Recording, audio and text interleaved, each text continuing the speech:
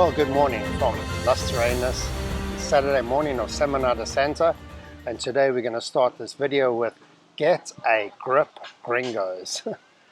It's something that's been very passionate with me and with the current Semana de Santa and the social media gurus that are out there. I wanted to really address the situation.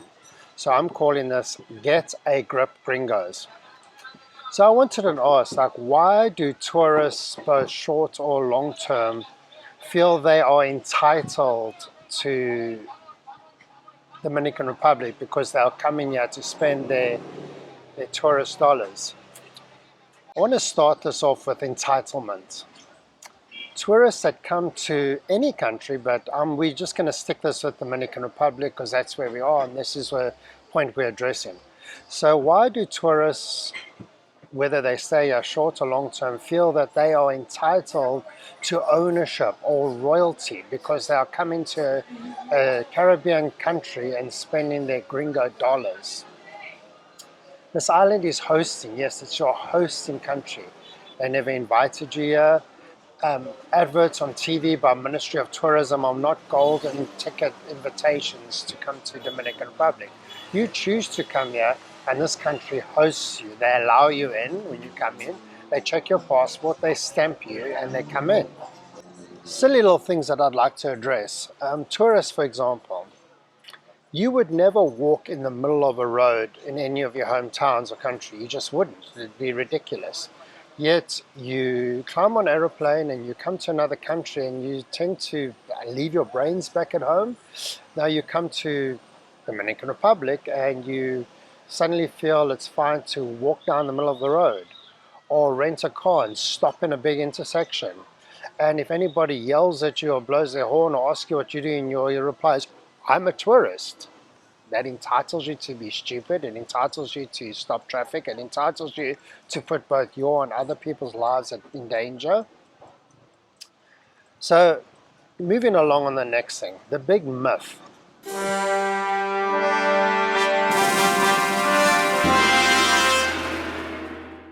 My gringo dollars keep the Dominican Republic alive. I'm a tourist. My gringo dollars keeps the DR alive. Without the gringo dollars, the Dominican Republic would have nothing. The parties are starting with a motorbike. Or another myth that I heard a few times, but the other day was, my gringo dollars convert the DR from being third world country.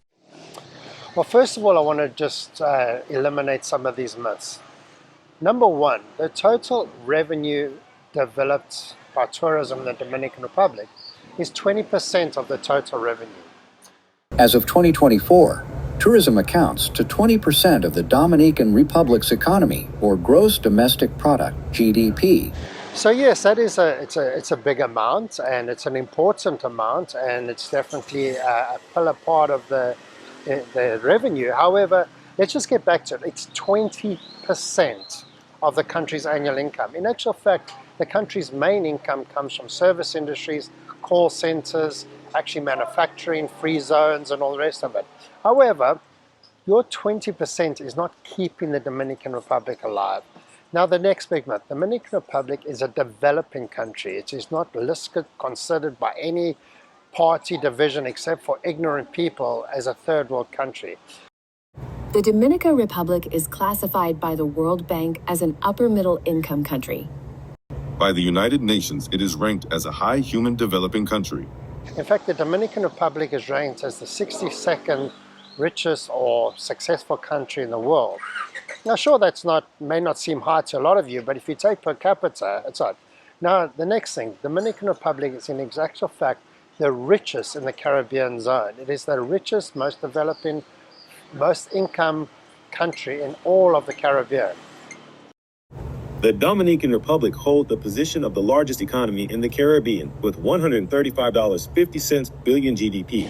So when you come to this third world country and I'm keeping the country alive and my gringo money is saving Dominicans, it's not, okay? It helps, but it's not. Math class for gringos in the DR. The Dominican Republic's GDP equals $135 billion. So 20% equals $27 billion from tourism and $108 billion from other industries. So I'd like to just bring this back to a little analogy. I love my analogies. So I wanted to say this. One day you come home and I'm sitting in your living room. You've never met me before. You don't know who I am. I have my feet up. I've moved your furniture around. Been cooking food in your house that you don't like. I'm listening to music that you don't enjoy. I've reset all your TV channels.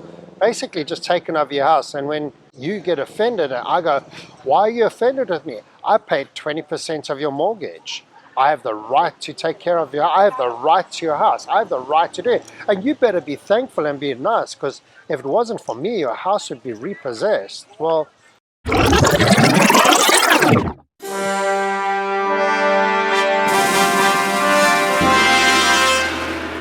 My gringo dollars keep the Dominican Republic alive.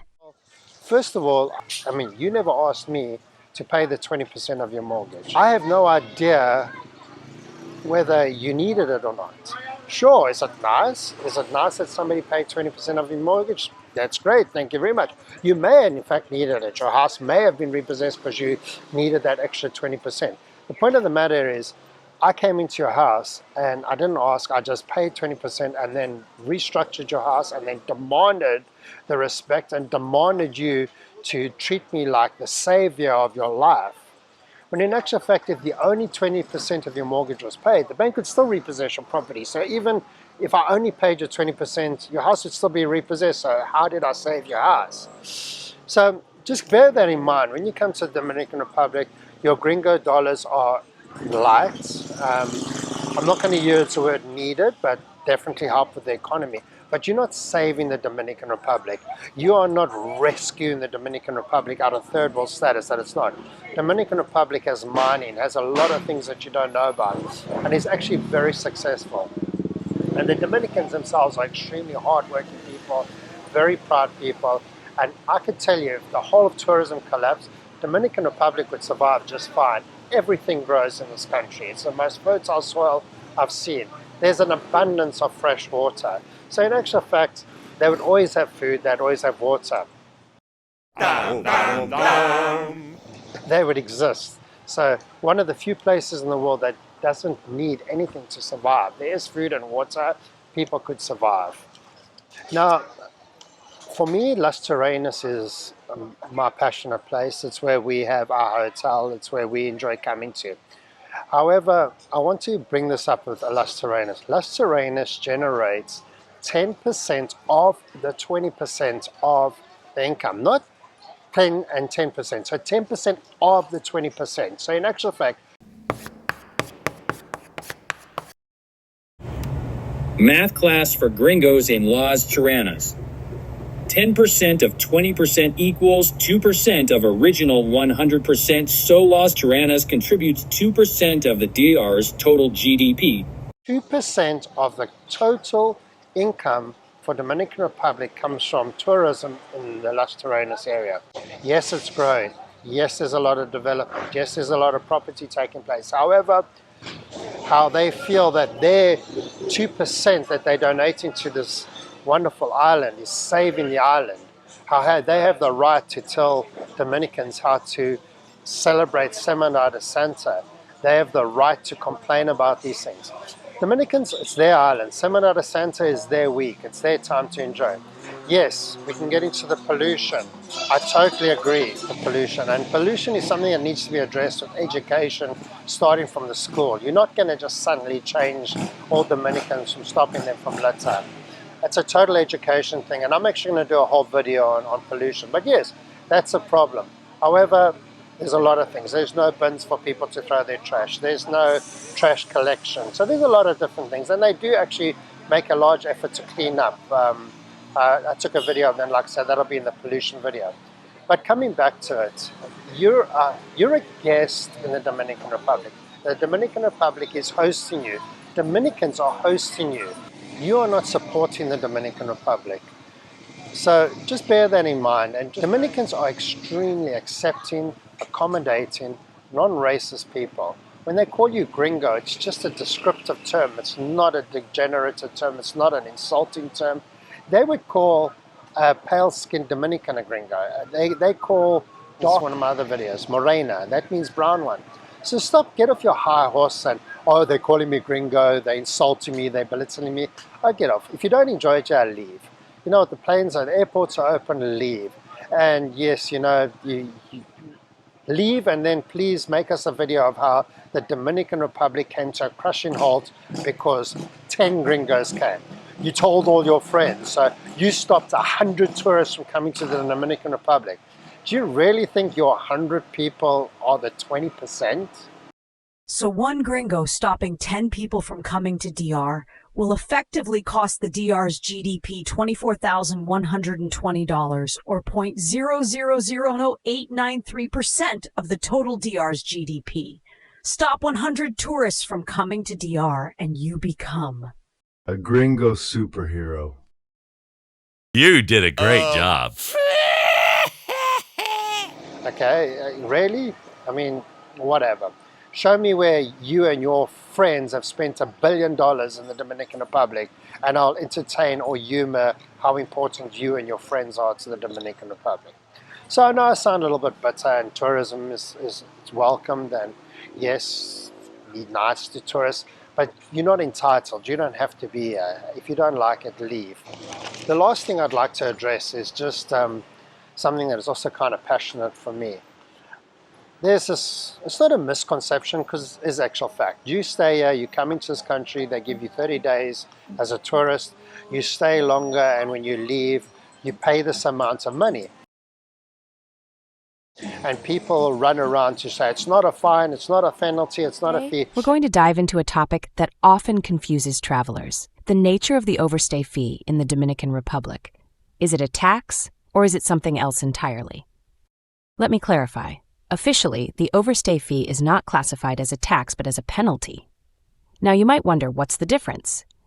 A penalty, in this context, is a fine that's imposed for not complying with immigration laws. More specifically, it's a charge you incur for staying beyond the time allowed on your tourist visa. So while the overstay fee might feel like a tax because, yes, it's money paid to the government, it's actually a penalty for going against visa regulations. Considered, written in law by the Immigration Department as a penalty. Yes, you pay a penalty for overstaying your 30 days. Now they don't count that against you, they don't ban you from coming back, they don't stop you from re-entering. So everyone's like, oh, it has no effect, so it's just a fee or whatever. In fact, it's a penalty. When you speed in your car, you get stopped by the police, you pay a penalty, a fine. They don't take your car away from you, whatever. Obviously, yes, if you speed too much. But the long and the short of it, a normal speeding fine or parking fine is just that. The overstay is a penalty. Now, on this penalty issue, yes, it generates money for the country. I'd like to actually know how much, because we all know that amount isn't a lot. But sure, a dollar and a penny and is a dollar gain. So yes, this is a revenue gained by the Dominican Republic. However, the law states if you stay for longer than 30 days, you need to renew your visa. If you live here, you need to get residency, temporary or permanent. That's the law. Now, if you forgave a friend for every time they came to your house, they broke a glass, and then you notice that every single time they come, they break a glass on purpose, and you just keep forgiving them, and maybe you charge them a fee for breaking the glass, but you notice that they're not doing anything to correct it, they just keep breaking the glass. Wouldn't you feel that that's disrespectful?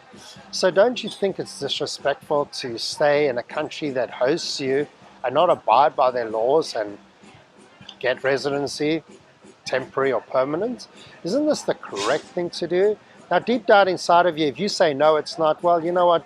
You're exactly the kind of gringo that I'm talking about. Get a grip, gringo. The Dominicans have given us a break. They've given us a way to, okay, you can pay an overstay fee. However, legally, and there's another controversial about this, you cannot drive after 30 days here with the international license. And this again is not really heavily enforced. There are people that have got into trouble with it for car accidents. Once again, it's the law, you know, so Respect your hosting country. Respect the country you're in.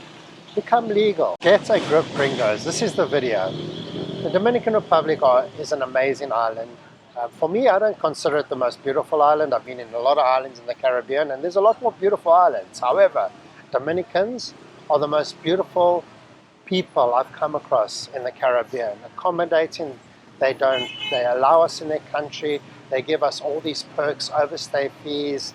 It's easy to become legal, easy to open a business. So let's respect them. Let's give them back the same respect.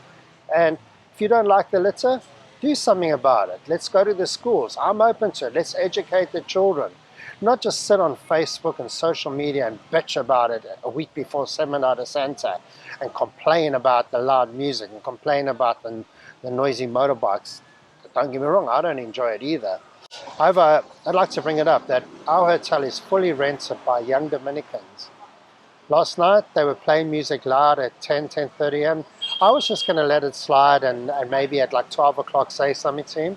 You know what? At 11:30, they turned the music down. I didn't say a single word. This morning, they asked me if it upset me or bothered me, and I said no. They started playing music, not too loud, at 7, 8 this morning, but before they put on, they asked me if it was okay. Thank you, Dominican Republic, for allowing me to stay here. Thank you for your beautiful island. I hope you enjoy your Semana de Santa, even if it is with a loud motorbike or an extremely loud 4x4 vehicle. The only thing I could ask you is, hey, can we pick up the trash? Look after this beautiful island. So anyway, guys, cheers and get a grip, Gringos. You're only a guest in this island. Cheers for now.